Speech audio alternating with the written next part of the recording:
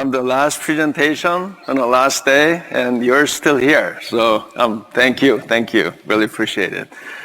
I want to thank AAO, of course, giving me this opportunity to share my implant orthodontics journey with all you nice people today.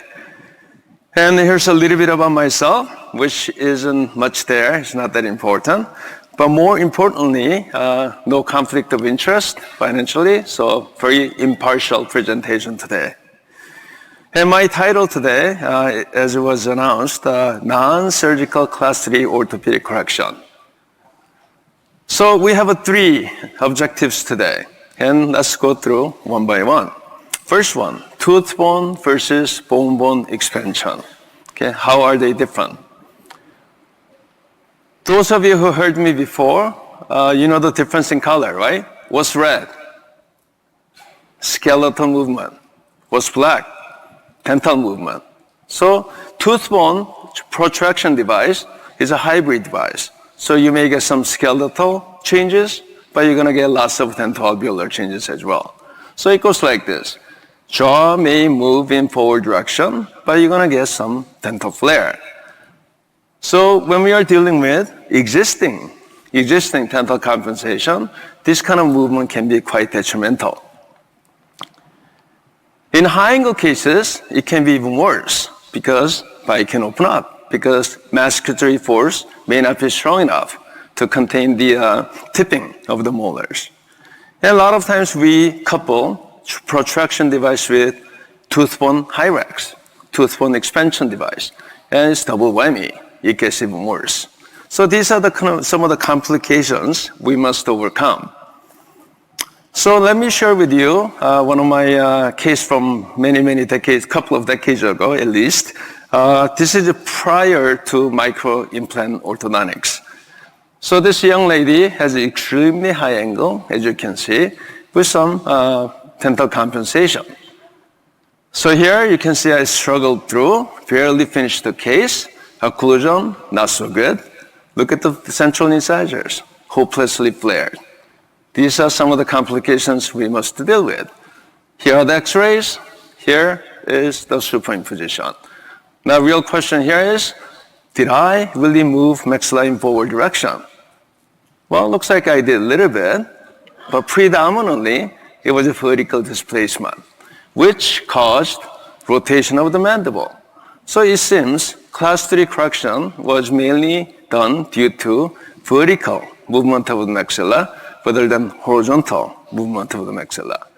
And this kind of finding is well documented in many of the articles for many decades. So when microimplant became available for us, initial thinking was, why don't we create bone expansion device and combine it with a protraction device? So we have a bone expansion plus bone protraction. So let me share with you one of my earlier case. Here's bone expansion, and we combine with protraction device. So in this case, we were able to go from AMB of -3 to 5. That's about 8 degrees of a change. How long did it take? Only 10 months. So massive amount of correction in a relatively short time. So when we look at this supine position here, predominantly forward movement of the maxilla. By how much? Quite a bit here.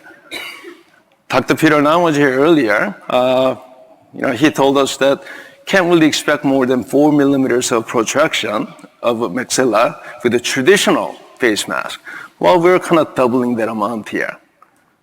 And another cool thing here is, as the maxilla moved in forward direction, the compensated upper incisor decompensated all by itself, okay, free lunch here.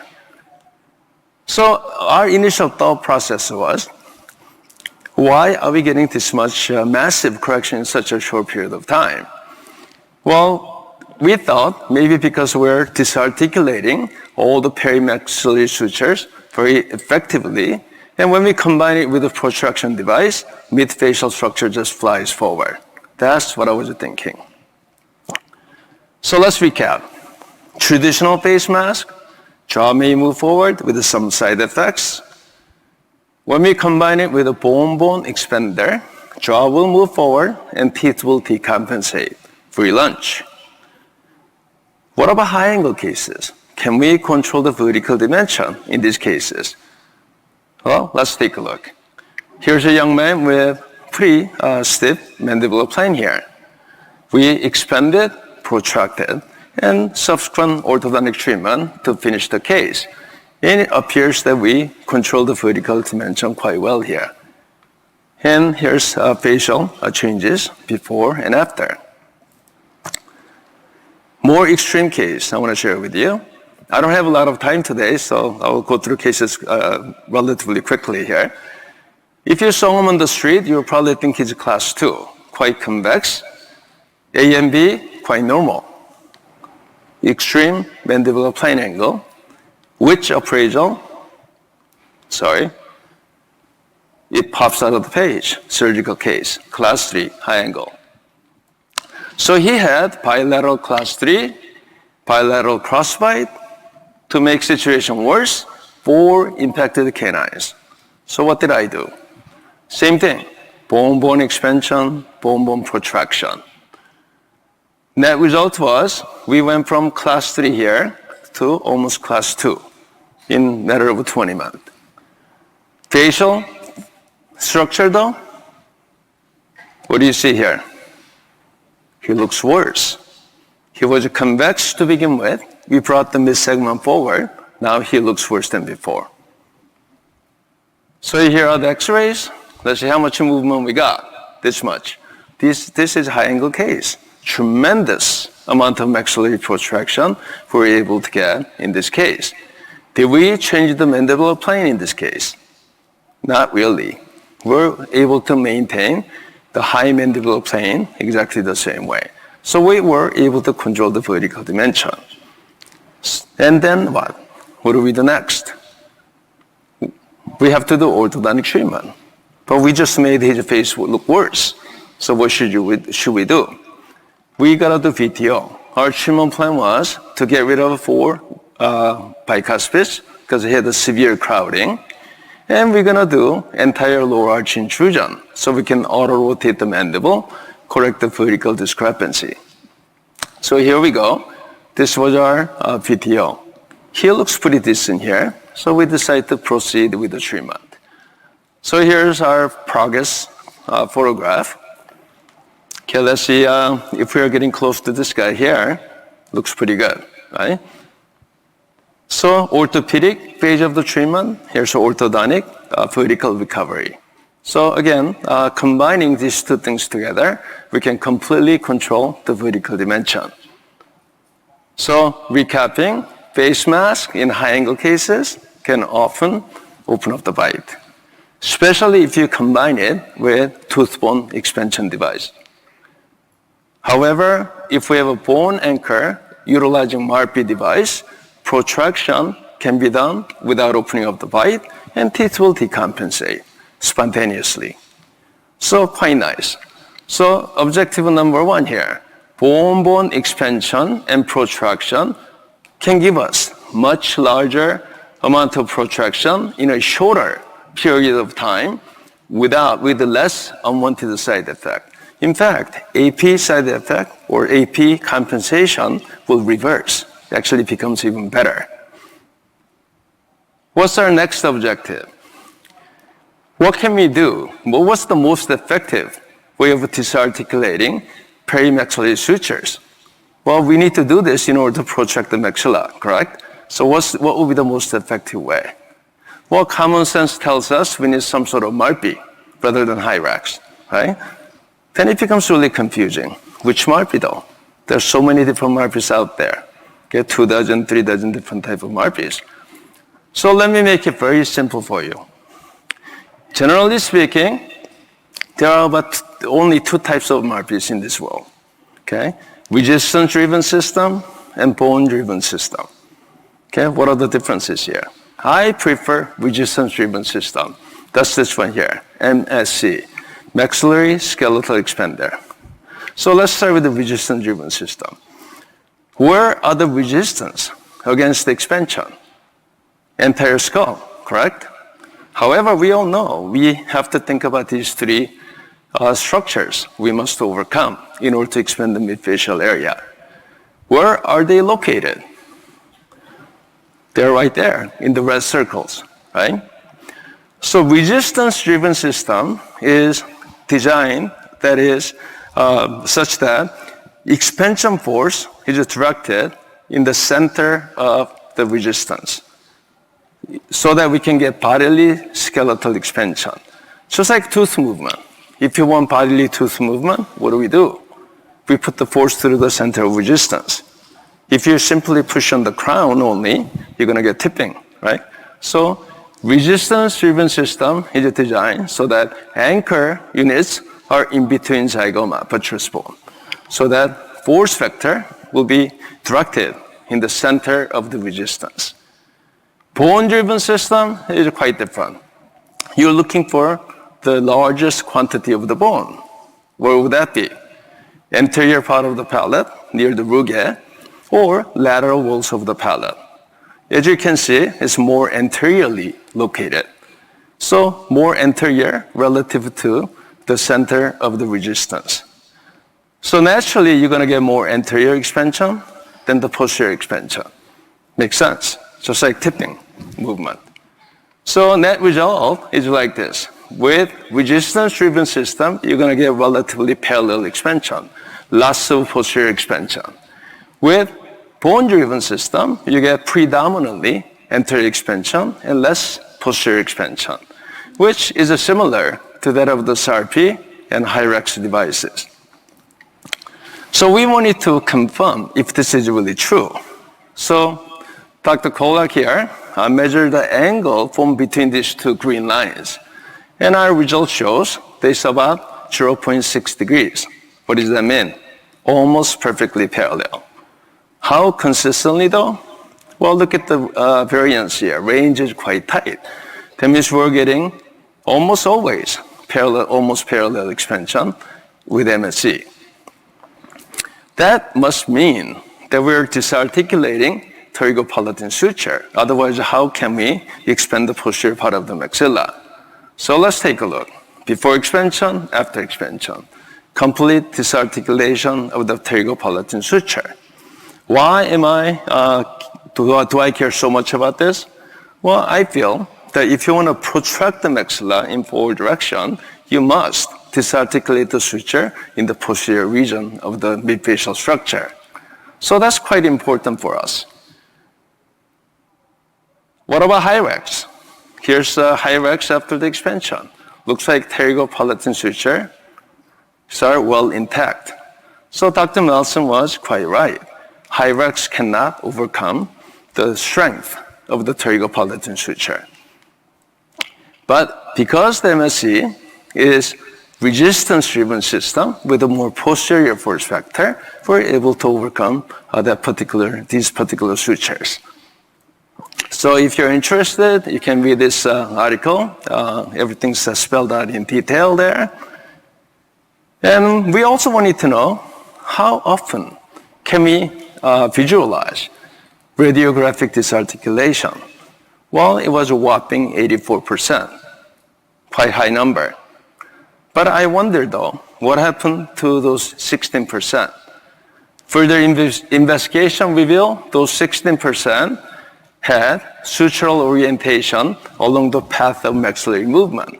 So when hemimaxilla moved sideways, anterior bone and superior bone just slide along each other, so you don't see the gap. 84% had oblique configuration. So as hemimaxilla moves laterally, gap appears immediately. So better way of measuring is really looking at the landmarks and measure the distance between anterior bone and posterior bone. If you do that, you'll find out that 100% of successful, quote unquote successful MSE cases, we're going to get disarticulation of the pterygopalatine suture. What about vertical position? Well, it's a resistance-driven system, right? So it has to be up high, very close to the resistance up here. So it has to be flush against the palatal vault. If you go with the bone-driven system, you're probably going to favor the the anterior palatal bone. But palate slopes downward as you go anteriorly. So your force vector will be a little bit lower than MSE. So naturally, you're going to get less superior expansion compared to that of the MSE. And another important aspect of MSE is the bicortical engagement. So when you have a bicortical engagement, expansion force here can transmit superiorly. You get pretty significant superior expansion.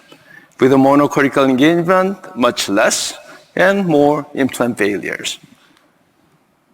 So in a nutshell, we wanted this kind of expansion, not only here, but up here, and also superiorly.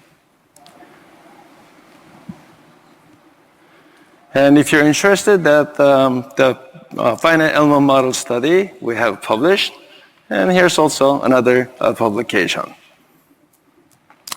And this is very important here. Just because we use MSE doesn't automatically give you resistance-driven system. You have to use it correctly. What do I mean by that?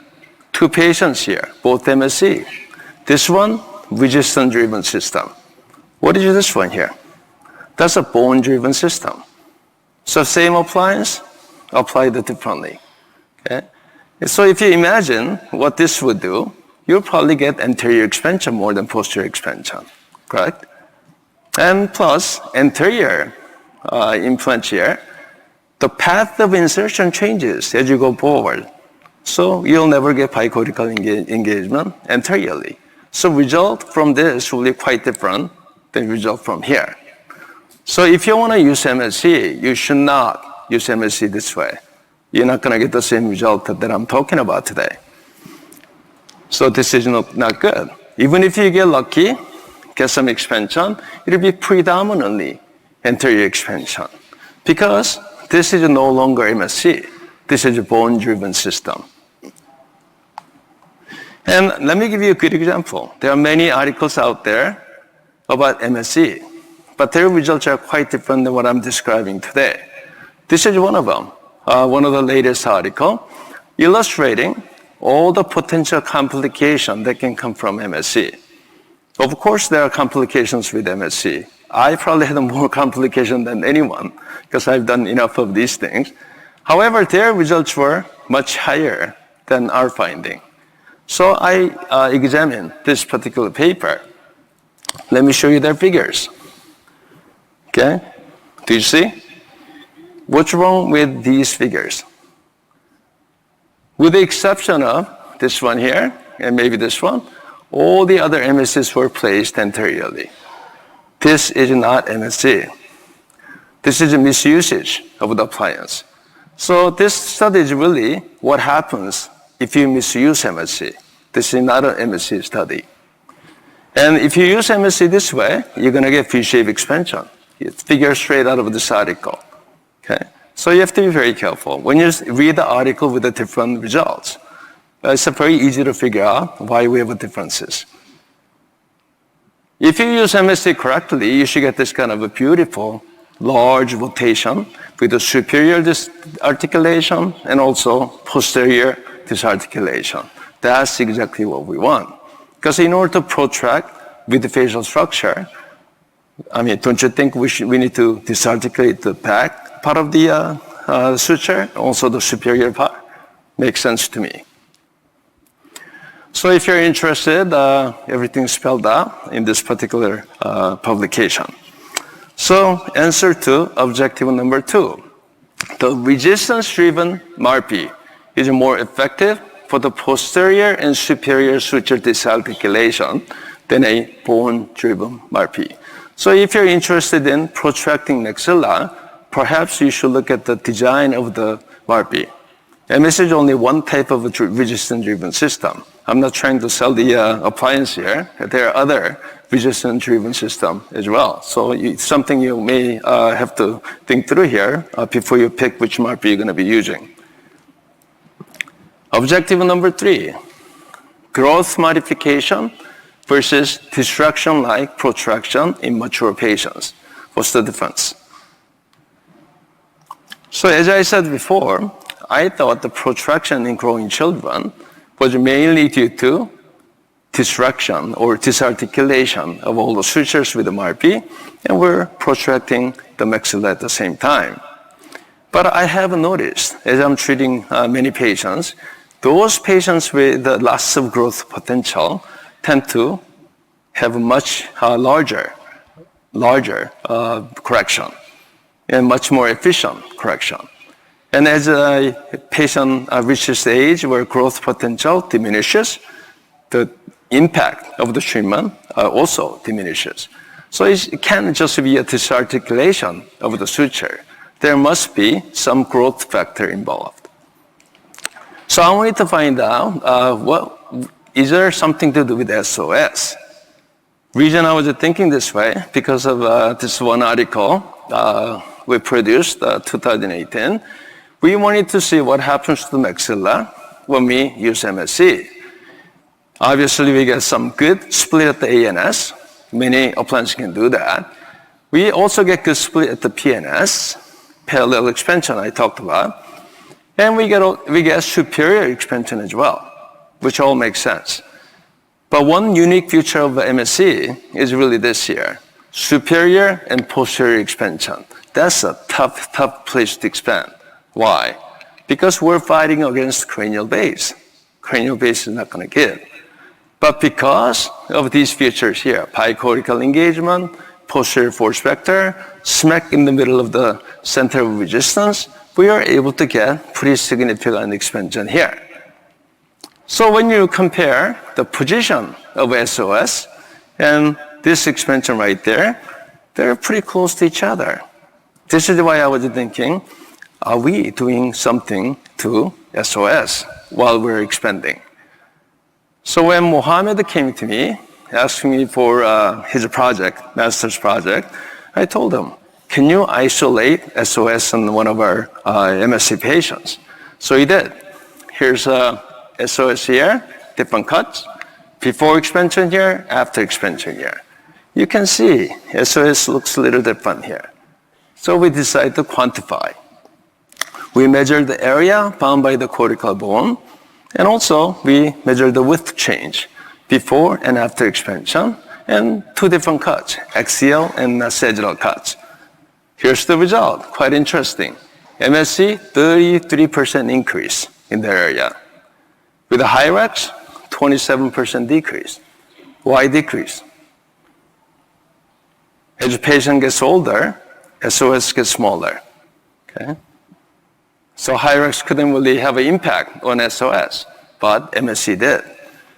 And same thing when we looked at different measurements here. See, even axial measurement, exactly the same. So pretty consistent result. Okay, pretty small sample though, right? Because it's a pilot study. So this is something that we should look into further. So my current thinking is this: when we disarticulate all perimaxillary sutures, including superior and posterior part of the maxilla, we might be stimulating SOS, growth factor. And then we protract at the same time, so the whole entire midfacial structure flies forward. I think that's what's happening. So that's why we get this kind of massive maxillary protraction when we combine these two things together. So let's look at some growing patients. So here's a post-op cleft lip patient. Huge bundle of scar tissue. It didn't matter. We're able to protract this much very quickly. Okay? This much. Okay? Tremendous amount of forward movement here. Okay? How about this one? A little bit younger patient, crossbite. Okay? We're able to manage very quickly. Look at this one. Okay? We don't even need a superimposition. You can see how much maxilla is moved. Here's more. Look at this tiny, tiny maxilla. Looks pretty normal here, right? Massive amount of protraction. Okay? Another one here. Another one. We have a ton of these cases. Okay? I live in LA, so we have a lot of class 3 patients. So we have a ton of these cases. And even this one. You can clearly see the positional change of the midfacial structure. Okay? How about older patients? Can we protract 13-year-old boy. Traditionally, we would have said no. If we do, very minimal. So this guy, we did exactly the same thing for 6 months. Only 6 months. Look at how much maxillary forward movement we got. Okay? Boys tend to grow a lot when they go through growth spurt. Okay? And look at the soft tissue changes here. Pretty significant. What about female? Because female patients tend to mature earlier than male patient. Can we treat 14-year-old female with a protraction? Well, looks like something's going on there. X-rays here, superimposition. Look at how much maxilla has grown compared to the mandible. Of course, mandible grew too, but much more in the upstairs than downstairs. Okay? So it looks like even at 14, as long as a patient is growing, we can get this massive growth. Okay? However, as you went further, you can see that the magnitude of movement is becoming less and less. That's probably because she's losing her growth potential. So this is soft tissue changes that we have experienced with her. And, that's pretty significantly high age group for traditional face mask. So this is how we finished. Okay, so if you are interested in reading up on some of these treatment protocols, we have lots of publications in Class 3. Just PubMed my name, you'll find all these different publications. But today I'm really interested in this area here. Can we do this for mature patients? Is it even possible? Okay, I mean, I've just shown you female, 14-year-old female. How far can we go up? Well, this patient was quite interesting. She was my patient when she was younger. And then I didn't see her for a while. She came back with a late asymmetric class 3 growth. And she became a surgical case. So we try to address the transfers. We expanded her. We're starting to jumping the bite here, but we're going to Brody on the other side. So truly asymmetric mandible here. What do we do with the AP problem? I told her from the beginning, we can try, but most likely you're going to need at least one jaw surgery here. So I told her, maybe we can try to compensate. Wear a couple of class 3 elastics on the right side, one on the left side, see how well you can compensate. Well, a month later, she came back with a 10 on the right side, 5 on the left side. You can do some wonderful things with a patient if you know how to scare your patient. So 2 months later, she became class 1. What about Brody? See this rubber band right here? She's wearing cross elastic. So she fixed that herself as well. So I didn't do much for her. I just expanded her. She did everything else with the rubber band. Okay. Beautiful case here. She's very happy. No surgery. So let's see what happened. Before and after MSE, superimposition. None of the teeth moved because we didn't really move teeth. We just expanded there. But her bite opened up a little bit. Dental interference because she had a crossbite, unilateral crossbite. What about class 3 elastic? Before and after. Upper teeth didn't move. With a bone anchor, teeth cannot move. What about the lower? Lower teeth moved backward, posteriorly. Well, class 3 elastic makes sense. But what was really interesting was the fact that maxilla moved. Maxilla rotated. Went forward, and also posterior part dropped down. Why would this happen? Well, we disarticulated her. All of her perimaxillary suture with MSE. And she was wearing 10 rubber bands, orthopedic force. Okay, so even with the elastics, she was able to change the position of the maxilla. But personally, I didn't care for this rotational movement. Why? Because she was a high angle case. I didn't want her to open up her bite. So I got some idea from this particular case, and I was thinking, what if we use MSE and disarticulate all the sutures, and then use protraction device. So we have a controlled force vector. We can move the upper jaw in forward and downward direction. So no rotation. Okay? So we started to try this kind of a treatment. So initially, this patient here, we used about 500 grams of force on each side. Why 500 grams? Because that's what I learned. That's what I used to do with the tooth-bone protraction device. That's considered orthopedic force.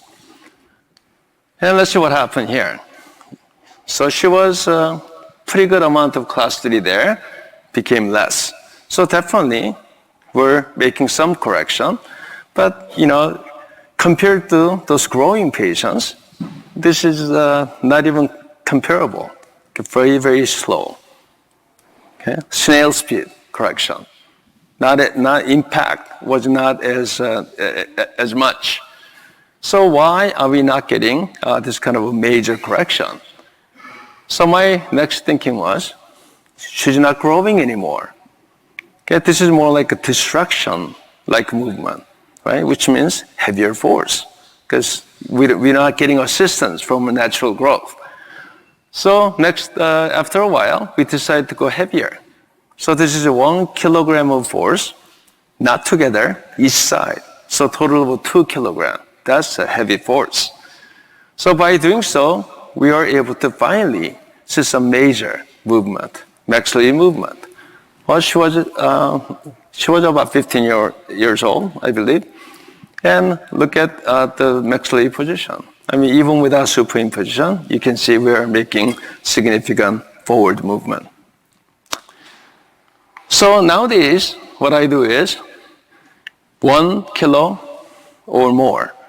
Okay? If patient can tolerate, I go 1.5.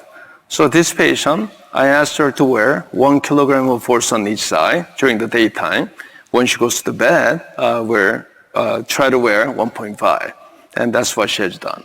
So obviously this is a pretty difficult case, arguably a surgical case. And we popped their suture, protracted their maxilla before and after, supine position, entire midfacial structure came forward. This is more like a left for 3 type of movement, not left for 1.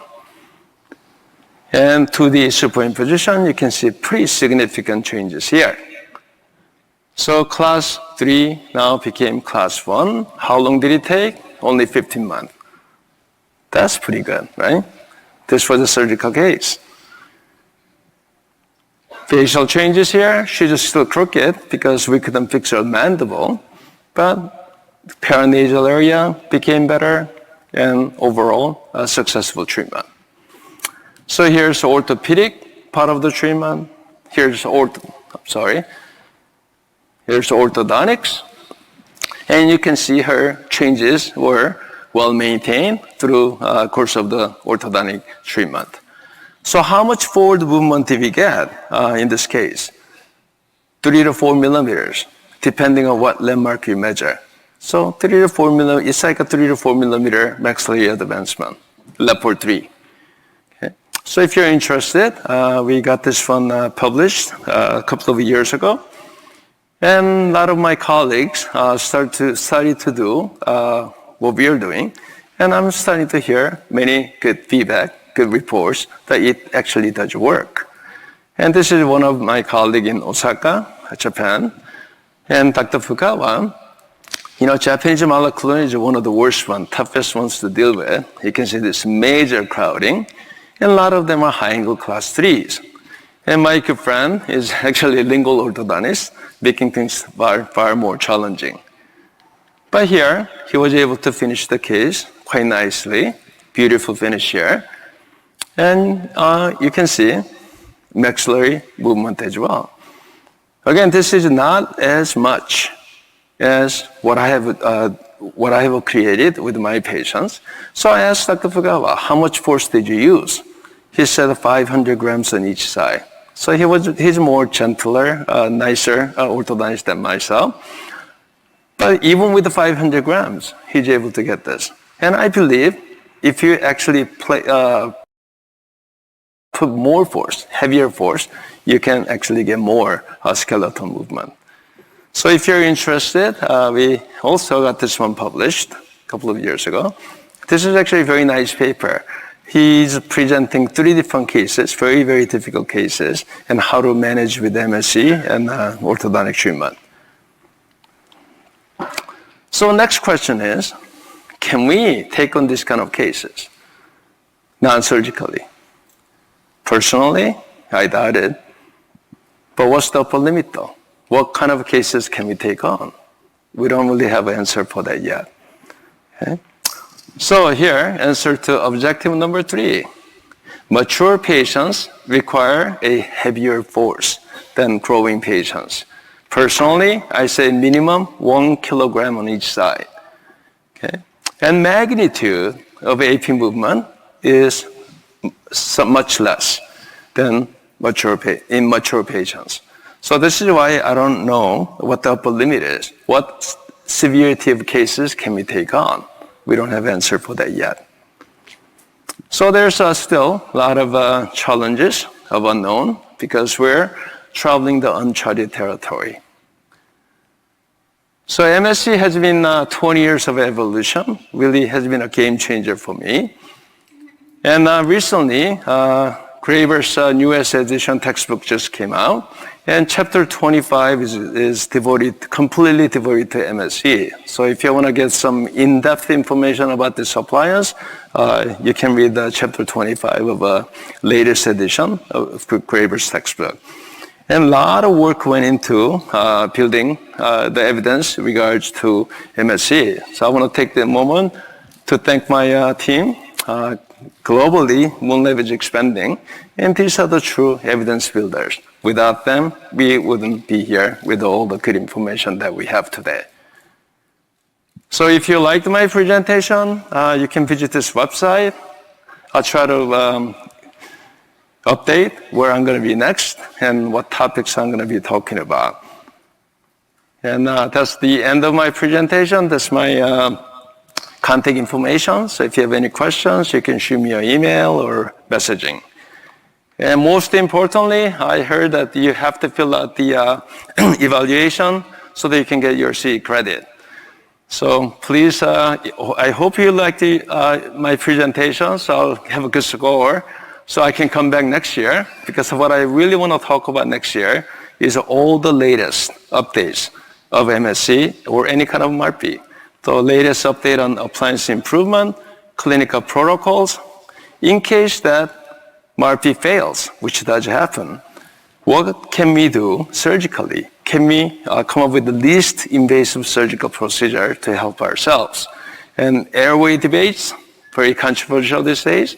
What are the evidences there? And combining MARPI with aligner treatment, and also, very importantly, long-term stability. So this is the end of my presentation. Thank you for staying late, and really, really appreciate it. Thank you.